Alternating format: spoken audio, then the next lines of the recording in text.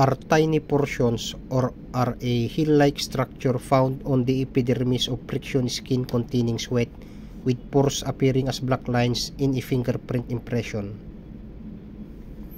A. Imaginary lines. B. Furrows. C. Black lines. D. Ridges. Answer: D. Ridges. What is that downward slope of the ridges above the core formed from the direction of the thumb towards the little finger? A. Accidental whorl. B. Central pocket loop whorl. C. Ulnar loop. D. Loop.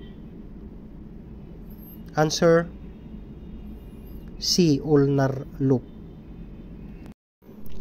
He published 9 fingerprint patterns, but he made no mention of the value of fingerprints for personal identification. A. John Evangelist Porcungi. B. Francis Galton. C. Malpighi. D. G.C.A. Mayer. Answer: A. John Evangelist Porcungi. What is that two innermost ridges running parallel with each other and diverging at a certain point surrounding the pattern area?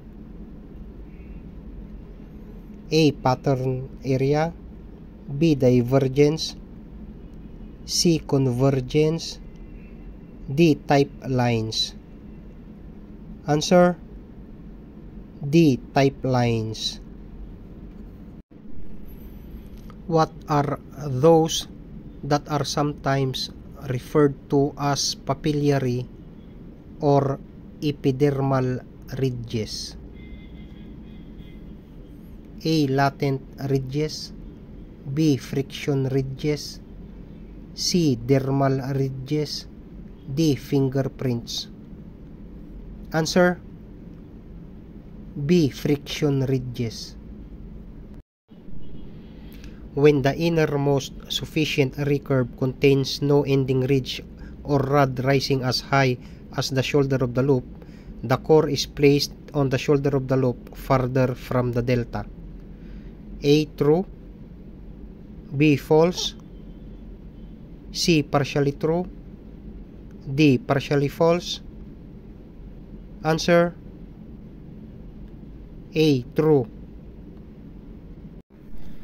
The inner layer of the skin is known as A. Dermis. B. Epidermis. C. Scar. D. Pores. Answer: A. Dermis. What is that portion of the fingerprint bounded by the type lines where the characteristics needed for interpretation or classification is found? A. Double lines. B. Loops. C. Ridges. D. Pattern area. Answer: D. Pattern area. He discovered the 3 families of fingerprint patterns. A. Govard-Bidlaw. B. Marcelo Malpighi. C. G.C.A. Mayer. D. Francis Galton. Answer: D. Francis Galton. A single ridge which divides into 2 or more ridges. A. Type lines. B. Bifurcation. C. Core. D. Pattern area. Answer: B. Bifurcation.